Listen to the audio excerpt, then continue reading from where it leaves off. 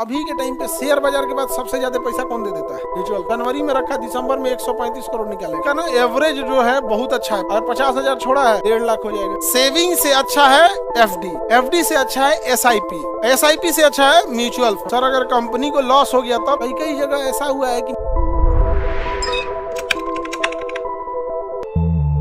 Systematic investment plan SIP, इससे बढ़िया हो जाता है फिर म्यूचुअल। एसआईपी क्या है? सिस्टमेटिक इन्वेस्टमेंट प्लान है, मतलब सिस्टमेटिक देते रहिए, एसआईपी देते रहिए। जैसे आप समझिए कि हर महीने आप 10,000 दे दिए, हर 3 महीने पे 5,000 दे दिए, कुछ किस्त बांध दिया जाता है। अब वो किस्त मंथली हो सकता है, 3 मंथ पे हो सकता है, 6 मंथ पे हो सकता है, या सालाना हो सकता है। समझ में आ गया कि नहीं आ गया? अलग अलग हो सकता है, लेकिन वो सिस्टमेटिक रहेगा, उसका एक पैटर्न होगा कि हर साल देना है, या फिर ऐसा भी हो सकता है एक के बार दे के भूल जाइए, बट जो भी रहेगा वो एक सिस्टमेटिक तरीके से रहेगा। तो अब आपको कुछ नहीं करना है, आपने सिस्टमेटिक एसआईपी में डाल दिया।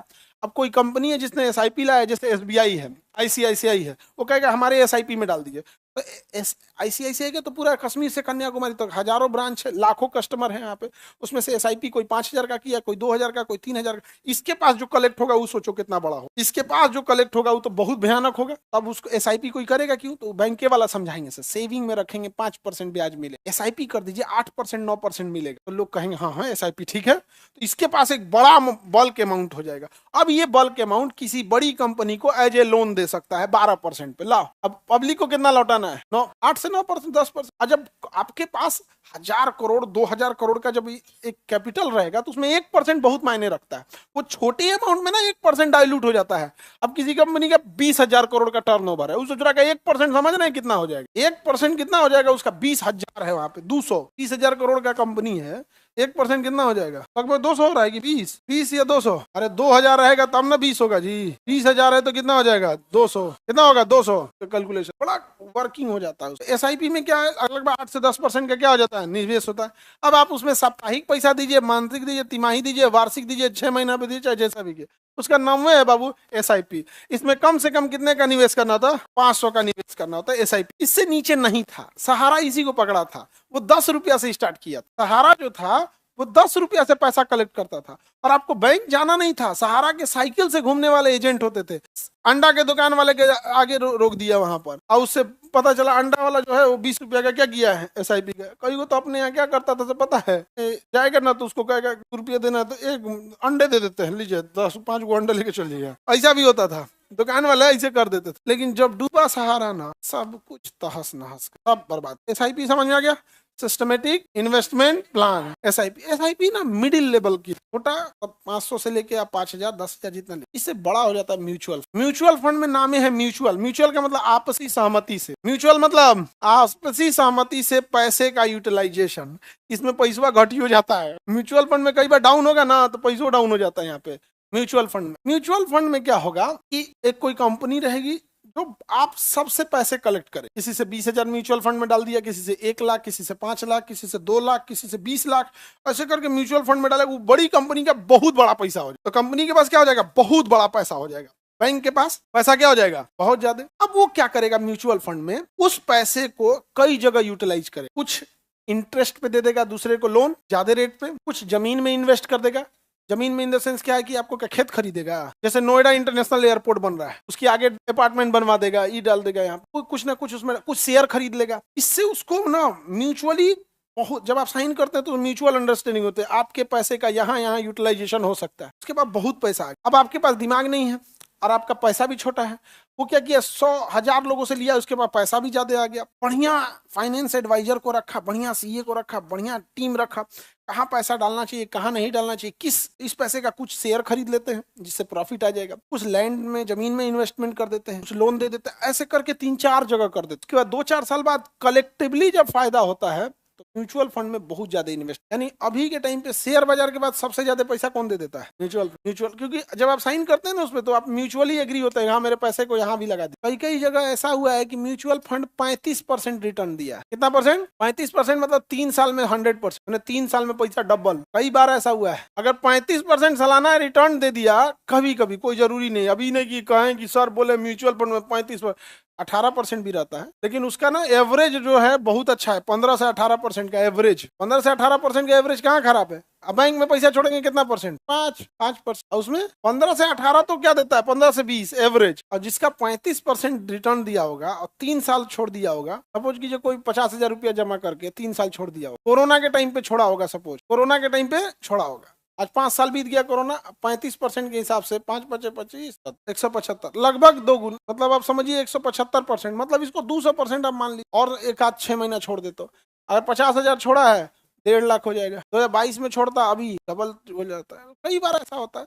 बट म्यूचुअल फंड में इतना मत समझिएगा कि आपको 35 लिख के नहीं देगा आपको कि 35% रिटर्न देंगे, तो सीधे कहेगा कि आपके कुछ पैसे को हम जमीन में इन्वेस्ट करेंगे, कुछ को शेयर में इन्वेस्ट करेंगे, कुछ को ब्याज पे देंगे। अच्छा, अगर केवल ब्याज पे देना रहता तो फिक्स कर देता है, भैया हम बाहर देंगे 12% पे ब्याज पे, आपको लौटाएंगे 10% की ब्याज पे, देना है तो दीजिए। जैसे फिक्स डिपॉजिट है ना 9% 10%, एफडी दे देता है कि नहीं दे देता है? तो जब आपको ब्याज पे देगा तब तो फिक्स कर देगा कि भैया आपके पैसा को लेंगे, आपको देंगे 8% पे, सामने वाले को देंगे 12% पे, उसको फिक्स है कि हम इधर देंगे 12% पे, 2% में अपना रखेंगे, 2% इसको लौटा देंगे। लेकिन म्यूचुअल फंड में फिक्स करेगा सर, अगर कंपनी को लॉस हो गया तब गया। म्यूचुअल फंड मतलब ये होता है, कई बार म्यूचुअल फंड ऐसा भी होता है 7% दिया है तो लोग कहते हैं कि अच्छा हम एफडी को दे देते हैं 8% मिलता है, समझे? तो म्यूचुअल फंड में जरूरी नहीं कि आपको होगा, लेकिन इतना भी बेवकूफ नहीं होते हैं सब जो इतने बड़े बड़े एडवाइजर बैठे हैं सब, जो 8% के लिए आपके पास म्यूचुअल फंड के लिए आएगा। एवरेज हम आपको बता रहे हैं म्यूचुअल फंड का रिटर्न रेशियो है 15 से 20%, 15 से 20%। और अगेन हम आपको बताते हैं, कोई भी म्यूचुअल फंड हो, एसआईपी हो, बैंक सिस्टम हो, जब आप बड़ा अमाउंट रखेंगे तभी आपको लगेगा। ऐसे कहेंगे कि अरे तरीका 30% में क्या होगा यहाँ पे। अब सोचिए कोई 100 करोड़ का चीज है और उसका 35% के हिसाब से अगर 35% एक साल में रिटर्न दिया तो जनवरी में रखा, दिसंबर में 135 करोड़ निकालेगा। लेकिन आप रखेंगे 10,000 तो 13,500, आपको कितना मिला? 13,500। भाई तो इसमें तो वही है जिसका जितना कैपिटल ना वो, ये तो होलसेल वाला खेल है कि भाई जितना आपके पास है उतना ठीक, अदरवाइज में गड़बड़ होगा। तो म्यूचुअल समझ रहे हैं, फिक्स रिटर्न होता है म्यूचुअल में, वो खुद का फिक्स नहीं है तो आपको कहां से फिक्स दे देगा? उसको कई बार लॉस में भी चला जाता है, बट लॉस शेयर की इतना लॉस नहीं जाएगा। क्यों?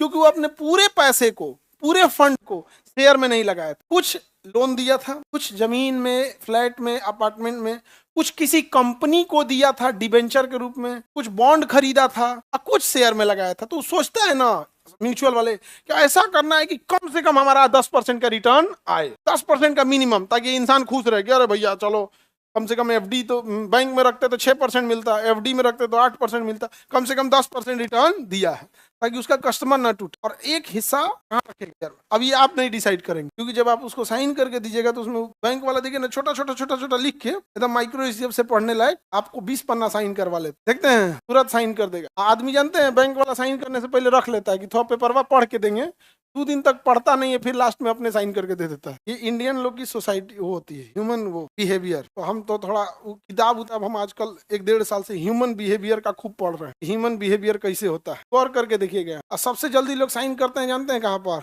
अस्पताल में, सबसे फटाक से साइन करेगा अस्पताल में तुरंत। लेकिन अगर डॉक्टर बता देगा कि ऑपरेशन के बाद इनका जान भी जा सकता है तो साइन नहीं करेगा, नहीं समझ आ गया? बाकी ऐसे कुछ दवाइयां ऐसी होती हैं जिसपे साइन कराना जरूरी है, बोल देगा ना कि इस पे साइन करिए तो तुरंत साइन कर, फिर तो एफडी बेस्ट है। नहीं जी, एफडी बेस्ट है जी, सेविंग से अच्छा है एफडी, एफडी से अच्छा है एसआईपी, एसआईपी से अच्छा है म्यूचुअल फंड, अवगरों से तगड़ा है शेयर में लगे हैं, ले जाइए तब यहाँ पे तो। लेकिन रिस्क लेने की क्षमता है, शेयर मार्केट में जाइएगा, अगर 1-8 करोड़ डूब जाए तो टेंशन नहीं है, तो जाइएगा। जैसे 1-8 करोड़ डूब जाए तो कोई बोले कि डूब गया 2 करोड़, फोन बाद में बात, ये सब टाइप के हैं, तो उधर जाइए, बहुत फायदा होगा। नहीं समझ आ गया? आप हैं ऐसा की 20,000 डूब जाएगा तो खाना अच्छा नहीं लगेगा, चल जाएंगे शेयर बाजार में, तुम एसआईपी में रहो, किसमें रहो? एसआईपी। भाई हर चीज का एक लेवल है ना। आप पढ़ाई में भी देखिए, मैट्रिक की पढ़ाई अलग है, ग्रेजुएशन अलग है, एसएससी सीजीएल अलग है, पीसीएस अलग है, आईएएस अलग है, लेकिन सबसे टॉप पे क्या रहता है? यूपीएससी। उसी तरह इन्वेस्टमेंट में सबसे टॉप पे क्या है? शेयर बाजार। अब कोई यूपीएससी का है तो सबसे बढ़िया जॉब किसका है? यूपीएससी। 2 एकड़ का बंगला मिलेगा, गाड़ी मिलेगी, ये होगा, पूरा जिला संभालेंगे। अब पता चला जो है ग्रुप डी इतना मेहनत नहीं कर रहा है, अब फॉर्म भर देगा यूपीएससी का, तो फेल होके नहीं आएगा। अब 25,000 रुपया रख के अब सोचेंगे कि न शेयर में तो भैया आप कभी तेजड़िया बनिएगा, कभी मंदड़िया बनिएगा, वो तो ऊपर नीचे होने की चीज ही है, यहाँ पे बंदरिया बन जाइएगा। समझ आ गया? किसी को दिक्कत?